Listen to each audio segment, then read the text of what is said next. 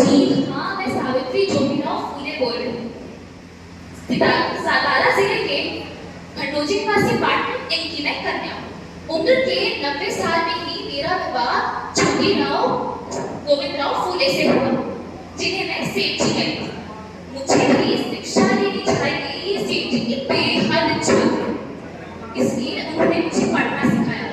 लिखते समय ये हाथ ऐसे कपकपाते थे और इन्हीं कपकपाते हाथों को थाम कर सेठ जी ने मुझे लिखना सिखाया और मैंने पहला शब्द लिखा सेठ जी।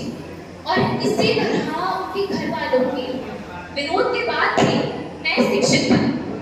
सन 1848 में हमने सर्वधर्मीय लड़कियों के लिए पहली पाठशाला खोली।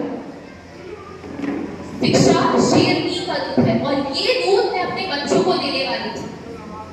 कार्य कठिन था। भेड़ बकरियों की तरह जियोगे तो होगा कामतमा, लेकिन शेर की तरह जियोगे तो होगा ना। कार्य कठिन था। इधर सनातनी लोगों ने खूब मुसलमान मचाया। धर्म डूब गया, अनर्थ हो गया। लेकिन मैं इनसे पूछती हूँ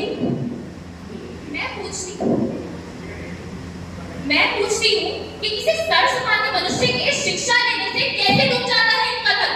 इतना कमजोर, इतना खोखला है धर्म।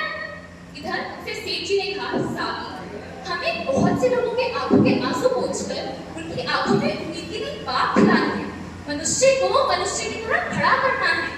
बताओ, इस कार्य में दोगी मेरा साथ? मैंने सिर्फ हाँ भी नहीं भरी, बल्कि प्रत्यक्ष इस कार्य को शुरू ही कर डाला। स्कूल जाते समय कोई मुझ पर कीचड़ फेंकता तो कोई गोबर फेंकता, कोई पत्थर मारता तो कोई गाली गलौज करता, लेकिन मैंने ये सब अपने बच्चों के लिए सहा। एक दिन तो एक धर्मेंद्र मेरे रास्ते में आकर बोला, अरे ओ मास्टरनी, कहाँ चली? हमारी लड़कियों को पढ़ाना बंद करो, नहीं तो तेरी इज्जत टूट लेगी। अरे पुरुषों का सब कुछ स्त्री की इज्जत पर आकर ही क्यों जाता है? लेकिन शादी से पता नहीं था मैं खंडोजी निवासी पाटनी की कन्या और ज्योतिराव जैसे पहलवान की पत्नी थी। ऐसा उठाया हाथ और दी कान के नीचे, वो शर्म से अपनी गर्दन नीचे करकर वहां से चला गया। उस दिन के बाद किसी ने मेरे रास्ते में आने की हिम्मत नहीं की। हमेशा स्त्री को ही ये सब क्यों सहना चाहिए? हर स्त्री को अपने अब्रू की रक्षा करनी आनी चाहिए। हमेशा अन्याय का शिकार स्त्री ही बनी है। स्त्री का पति मर जाए तो सती जाना, बाल मुंडन कराकर खुद को किसी कक्ष में बंद कर लेना। अरे उस स्त्री का पति मर गया तो उसमें स्त्री का क्या दोष? हर मनुष्य को, जी हाँ, हर मनुष्य को अपनी जिंदगी जीने और खुश रखने का अधिकार है। और इसीलिए हमने आवाज उठाई और नतीजा भी सामने आया। काशीबाई नाडू एक कच्ची उम्र की बाल अपने ही रिश्तेदार से फेंक सकी, और ऐसे में बदनामी होती है तो सिर्फ और सिर्फ स्त्री। और इसी बदनामी से तंग आकर काशीबाई खुदकुशी करने लगी। नहीं, मुझे नहीं जीना है, मुझे मरना है, तो मुझे नहीं जीना है।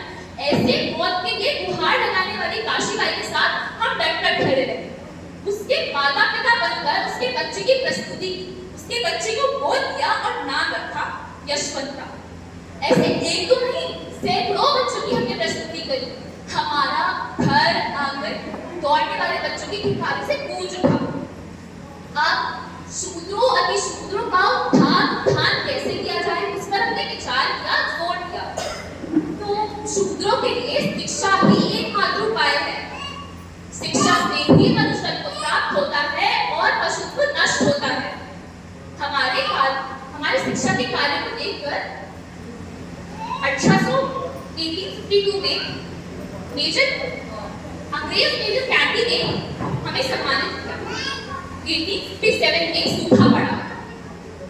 हमने अछूतों के लिए पूरी की जाने वाली घाटियों जैसे काम जारी ही रखे। अब सेठ जी की तबीयत बिगड़ती जा रही थी।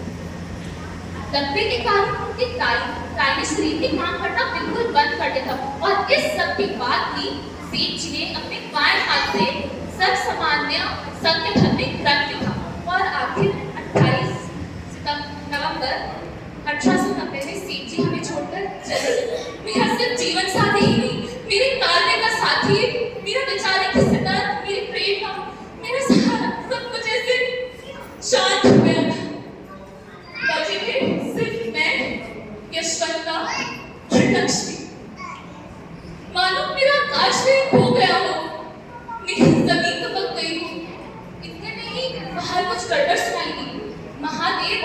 होगा? अर्थी को कंधा कौन देगा? अग्नि कौन देगा? मिट्टी कौन लगाएगा? इस पर बहस कर रहे थे।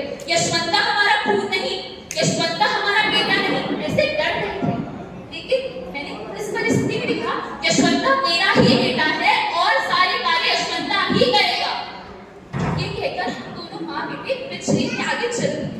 जिन्होंने घर घर जाकर ज्ञान प्रकाश के फूलों को बरसाया, वो धधकता हुआ क्रांति सूर्य उन धधकती हुई अग्नि के फूलों में जैसे अदृश्य हो गया।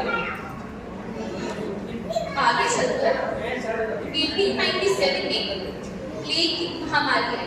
प्लेग से कई लोग मर रहे थे। मैंने यशवंता को बावली और भूलभरी के बीच एक अस्पताल खड़ा करने को कहा। मैं घर घर जाकर मरीजों को अस्पताल ले जाती थी और प्लेग छूने से फैलने वाली बीमारी और आज तक एक छिड़ी हुई थी। लेकिन मृत्यु के डर से मैं अपने कार्य से पीछे हट जाऊं। अरे हम जिए ही समाज के लिए हैं और अगर ये कार्य करते हुए मृत्यु आ जाए तो ए मृत्यु तेरा स्वागत है। मैं सावित्री से सावित्री बाई और सावित्री बाई से सावित्री माई बनी हूँ। ऐसे अछूतों को हाथ मारने को मुझे याद नहीं था। ऐसे में 11 साल के बच्चे को अपने कमर पर डालकर अस्पताल ले जा रहे थे कि इतने पीछे भी हो गया। यशवंता का प्रश्न था, माई अरे प्रश्न बचा किसे यशवंता इस बच्चे को तो अरे इस बच्चे को कभी ठीक से गिरना नहीं देखी। पुराने पेड़ को कभी ना कभी तो गिरना ही था। मेरी आखिरी इच्छा समझकर इस बच्चे को दे दो। और मेरे आज्ञाकारी यशवंता ने